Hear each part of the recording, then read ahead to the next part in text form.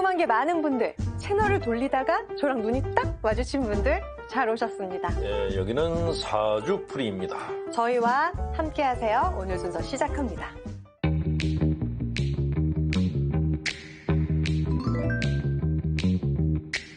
사주풀이가 아주 야심차게 준비한 사람의 마음, 그 두 번째 시간입니다. 예. 옛말에 10길 물속은 알아도 한 길 사람 속은 모른다, 이런 이야기 있잖아요. 사람 마음이 한 길일까요? 아, 물은 10길을 알 수 있죠. 근데 네. 사람 마음은 한 길이 절대로 아닙니다. 한 길이 아니고 네. 사람 마음은 이렇게 의식과 무의식으로 되어 있는데 네. 이 무의식은 바다라 그래, 바다. 무의식의 바다. 예, 어마어마하게 넓고 깊어요. 거기에 뭐가 들어가 있는지 아무도 몰라요. 바닷속에 심해에 들어가면은 뭐가 있는지 몰라요. 안 보여요. 예, 깜깜해. 그게 사람 마음도 똑같다는 거죠. 아, 그렇군요. 예. 자, 그 어려운 아주 깊은 사람의 마음을 한번 같이 들여다보겠습니다. 예. 자, 오늘의 첫 번째 주제입니다. 무력감. 이 아무것도 하기 싫은 무력감은 대체 뭐길래 우리는 왜 종종 이렇게 무력감에 빠지는 건가요? 언제 무력감을 느껴요? 무력해질 때가 언제예요? 두 가지 경우가 있었는데요.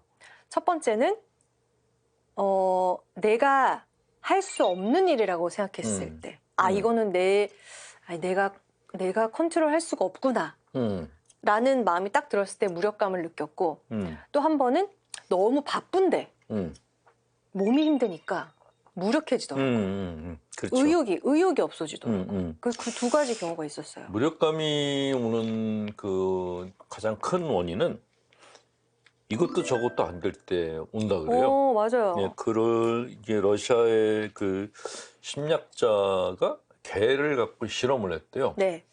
이렇게 얕은 그 벽을 세워놓고 이쪽에 먹을 걸 놓고 개가 이제 여기서 먹을 거 먹고 있는데 이제 전기 충격을 줬대요. 개가 이제 당연히 이리로 뛰어왔겠죠. 네. 다시 충격을 줬대요. 이리로 왔대요. 근데 이번엔 먹이를 치웠대요. 그리고 전기 충격을 냈더니 다시 도망가더래요. 이쪽 가더래요. 다시 주고. 근데 걔가 왔다 갔다 하다가 나중에는 전기 충격을 줬는데도 엎어져가지고 안 움직이더래요. 그러니까 여기 가도 그렇고 저기 가도 그렇고 그러면은 엎어져요. 그게 무력감이라고 얘기를 하더라고요. 어딜 가도 희망이 없을 때. 그렇죠.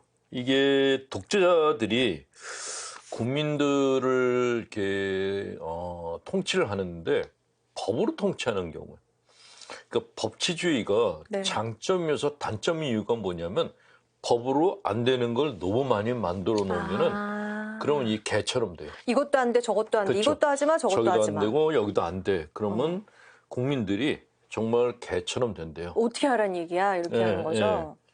이게 법치주의의 맹점이라고 얘기를 하는데 네. 그런데 독재자들이 국민들을 이렇게 하는 거에 대해서는 국민들이 항거를 할 수가 있어요. 독재자에 대해서 반항을 할 수가 있고 시위를 할 수가 있는데 네. 문제는 종교적으로 이런 경우는 종교적으로 너무 많은 율법을 만들어놔. 그러니까 should 이걸 너무 많이 만들어 놓는 거예요. 이것도 죄, 저것도 죄. 제가 가톨릭 교리서 중에 오래전에 나온 교리서를 보다가 깜짝 놀란 게 10계명에 대해서 1계명에 해당되는 죄의 세목을 적어놓은 걸 봤어요. 네. 그거 읽으면서 갑자기 숨이 막혔어요. 왜요? 안 되는 게 너무 많아. 너무 하지 말라는 게 하지 많아서. 말아야 되는 게 너무 많아. 야, 이대로 살면은 이거는 죽으란 얘기지. 이게 살란 얘기인가? 이거를 어쩌란 거야? 옛날 우리 가톨릭 교리는 너무 죄에 대해서 너무 많은 항목을 만들어 놨는데 맞아요. 이게 이렇게 마음 안에 종교적인 금비상이 많아지게 되면 당연히 무력감이 올 수밖에 없죠. 네, 맞아요. 예. 자, 그럼 여기서 빠져나오려면 어떻게 해야 될까요? 어떻게 해야 돼요? 무력감에서 빠져나오려면. 가출. 나가. 예. 스님들이 절에 들어가는 걸 뭐라 그러죠? 출가. 출가는 거꾸로 하면 가출. 가출이에요. 집을 나가는 게 그게 출가예요. 근데 진짜 집 그걸 의미하기도 하지만은 우리가 만드는 우리 안에 있는 집이 있어요. 내 안에 틀. 심리적인 집. 근데 이게 집이 아니고 우리거나 감옥일 경우가 많아요. 종교적인 신념, 이념 이런 것들이 내 마음 안에 감옥을 만들어 놓는 경우가 많다는 것이죠. 틀을 벗어나지 못하는 사람들이 많아요. 그렇죠. 네. 그러니까 이 마음이 오픈돼 있냐, 클로스돼 있냐 이게 너무너무 중요한데. 네네.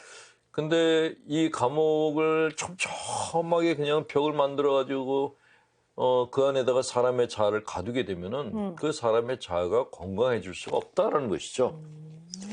자, 그래서 집을 나가는 그런 용기를 감행할 필요가 있는데 이렇게 집을 나가는 거에 대해서 가톨릭 교회는 또 거부감을 갖고 있어요.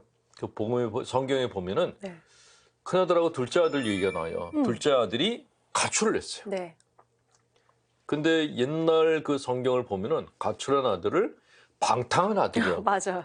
그렇게 표현한 게 있어요. 집을 나간 걸 방탕했다고 보는 거예요. 심지어 돌아온 탕하라 그랬잖아요. 돌아온 탕아. 근데 그건 말이 안 되는 거죠. 그래서 저는 새로운 제목을 붙이라 그러면 세상 경험을 많이 하고 돌아온 아들. 큰아들은 세상 경험을 못한 쫌생이. 이렇게 표현하고 싶어요. 큰아들은 정말 쫌생이었어요. 동생이 돌아왔는데 삐져가지고 아버지가 저렇게 쓸모없는 놈한테 돈 안 쓴다고 그냥 속을 끓이고 아버지가 나한테는 뭐 칭찬 한마디 없더니 이제 저렇게 사고 치운 놈한테는 환대한다고 또 삐지고 집안에 처박혀 있다 보니까 쫌생이가 된 거예요.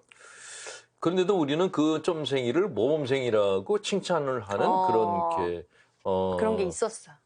어떤 그런 인식 사고가 있죠. 네네네. 근데 실상 심리학에서 권유하는 것은 둘째 아들이에요. 많은 경험을 쌓으라고. 그러니까 이 둘째 아들이 집에서는 둘째니까 아버지한테 사랑을 많이 받았는데 돈을 갖고 밖에 나갔더니 어땠습니까? 돈이 있는 동안에는 호의호식했죠. 돈 떨어지니까.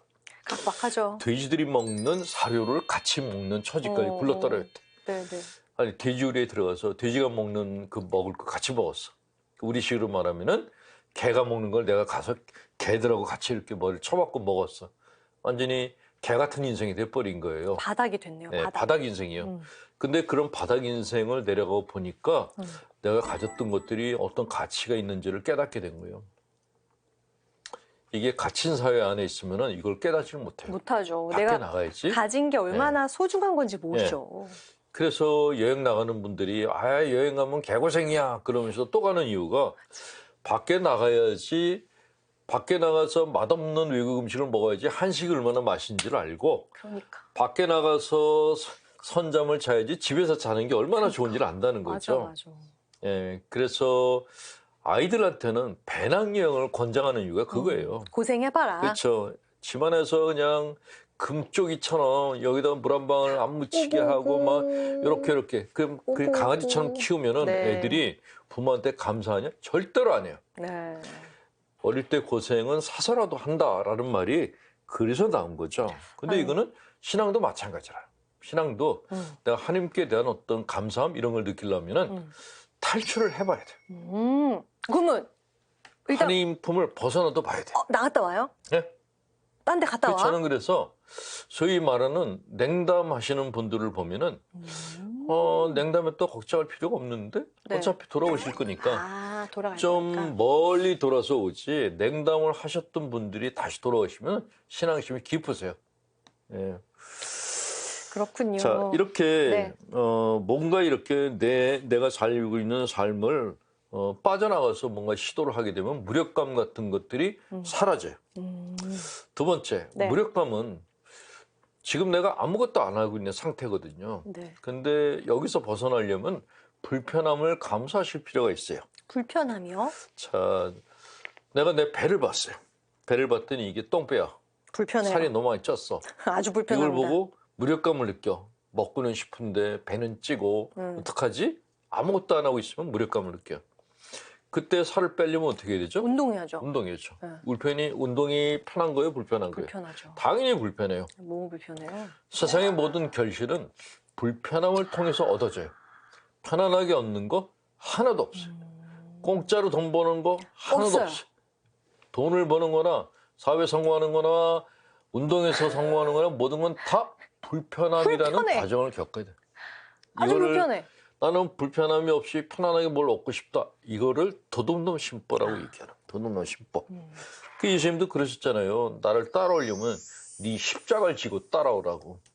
그러니까 우리 신부님도 70이 넘으셨는데도 지금까지 그 불편한 의자에 앉아가지고 방송하시잖아요. 편해요. 나는 편한데 이 의자가 왜 본인이 불편한 걸 나한테 뒤집어 쓰이고 그래? 그럼 나는 뭐 같아? 불편해.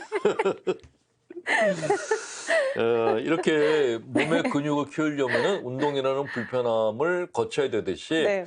멘탈이 건강해지는 것도 역시 마찬가지로 불편한 삶을 통해서 멘탈의 근육이 생긴다라는 것이죠. 그래서 복음에 나는 둘째 아들이 멘탈이 강하다라고 이야기를 하는 것입니다. 네, 알겠습니다. 자, 우리가 요즘은 뭐 TV 뭐 금쪽이들 얘기가 많이 나오는데 네네. 아이를 금쪽이로 키우는 거는 아이의 인생을 망치는 겁니다. 네, 아이들이 커서 다른 나라 아이들과 경쟁을 하게 만드시려면은 아이들을 전사로 키우셔야 돼요. 전사로. 그래서 저는 튼튼하게. 아이들이 군대에 반드시 가야 된다고 생각해요. 집을 떠나서 네. 군대라는 험한 곳에 가서 짧은 기간 동안이지만 거기서 불편함을 겪고 나야지 다음에 우리나라를 책임질 수 있는 어른이 될 수 있을 거다라고 생각합니다. 네, 알겠습니다. 저는 새내기 신자입니다. 그래서인지 가끔 성경을 묵상하다가 의문이 떠오르고 신부님의 강론에도 고개가 갸우뚱해질 때가 있습니다. 반문을 하고 싶은데 믿음이 약해서 그렇다고 할까봐 조심스럽습니다. 신부님, 이럴 때는 어떻게 하는 게 좋을까요? 예, 일단은 자매님인지 형제님인지 네. 모르겠는데 이 질문을 하신 부분의 멘탈이 건강하신 거예요. 오, 그래요? 내가 의문이 생기고 그걸 묻고 싶은 마음이 있다는 건 굉장히 건강한 거예요. 오. 그냥 얘기해 준 대로 그대로 믿는 이게 더 위험하다는 것이죠. 그러니까 너무 지나치게 순종적인 사람들이 위험해요. 왜냐하면 사기를 당하셔. 다 믿어버리니까. 사이비종교에 가는 사람들이 그래서 가는 거거든요. 되게 순종적인 성격인 사람들이 사이비종교에 많이 빠져요. 그 사기도 잘 당해요. 이렇게 물음을 던져야 돼요. 네. 의심도 가져야 되고 의문도 갖고 물음도 던지는 것이 굉장히 건강합니다.